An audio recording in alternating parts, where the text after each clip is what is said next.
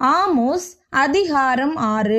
சீயோனிலே நிர்விசாரமாயிருக்கிறவர்களும் சமாரியாவின் பர்வதத்தை நம்பிக்கொண்டிருக்கிறவர்களும் ஜாதிகளின் தலைமை எனப்பட்டு இஸ்ரவேல் வம்சத்தார் தேடி வருகிறவர்களும் ஆகிய உங்களுக்கு ஐயோ!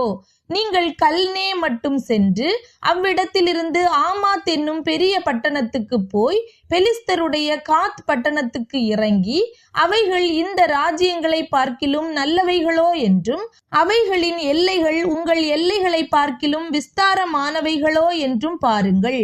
தீங்கு நாள் தூரமென்றெண்ணி கொடுமையின் ஆசனம் கிட்டி வரும்படி செய்து தந்த கட்டில்களில் படுத்துக்கொண்டு தங்கள் மஞ்சங்களின் மேல் சௌக்கியமாய் சயனித்து மந்தையில் உள்ள ஆட்டுக்குட்டிகளையும் மாட்டு தொழுவத்தில் உள்ள கன்று குட்டிகளையும் தின்று தம்புரை வாசித்து பாடி தாவீதை போல் கீத வாத்தியங்களை தங்களுக்கு உண்டு பண்ணி பெரிய பாத்திரங்களில் மதுபானத்தை குடித்து சிறந்த பரிமள தைலங்களை பூசிக்கொள்ளுகிறார்கள்.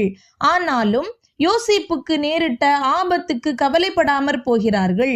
ஆகையால் அவர்கள் சிறையிருப்புக்கு போகிறவர்களின் முன்னணியிலே போவார்கள். இப்படியே செல்வமாய் சயனித்தவர்களின் விருந்து கொண்டாடல் நின்று போகும். நான் யாக்கோபுடைய மேன்மையை வெறுத்து அவனுடைய அரமனைகளை பகைக்கிறேன். நான் நகரத்தையும் அதன் நிறைவையும் ஒப்பு கொடுத்து விடுவேன் என்று கர்த்தராகிய ஆண்டவர் தம்முடைய ஜீவனை கொண்டு ஆணையிட்டார் என்பதை சேனைகளின் தேவனாகிய கர்த்தர் சொல்லுகிறார். ஒரு வீட்டிலே 10 பேர் மீதியாயிருந்தாலும் அவர்கள் செத்து போவார்கள். அவர்களுடைய இனத்தானாவது பிரேதத்தை தகிக்கிறவனாவது எலும்புகளை வீட்டிலிருந்து வெளியே கொண்டு போகும்படிக்கு அவைகளை எடுத்து வீட்டின் உட்புறத்திலே இருக்கிறவனை நோக்கி, உன்னிடத்தில் இன்னும் யாராயினும் உண்டோ என்று கேட்பான். அவன் இல்லை என்பான்.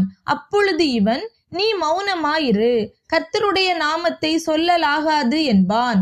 இதோ கர்த்தர் கட்டளையிட்டிருக்கிறார், பெரிய வீட்டை திறப்புகள் உண்டாகவும் சிறிய வீட்டை வெடிப்புகள் உண்டாகவும் அடிப்பார். கன்மலையின் மேல் குதிரைகள் ஓடுமோ? அங்கே ஒருவன் மாடுகளால் உழுவானோ? நியாயத்தை நஞ்சாகவும் நீதியின் கனியை எட்டியாகவும் மாற்றினீர்கள். நாங்கள் எங்கள் பலத்தினாலே எங்களுக்கு கொம்புகளை உண்டாக்கி கொள்ளவில்லையோ என்று சொல்லி வீண் காரியத்தில் மகிழுகிறார்கள். இஸ்ரவேல் வம்சத்தாரே, இதோ நான் ஒரு ஜாதியை உங்களுக்கு விரோதமாக எழுப்புவேன்.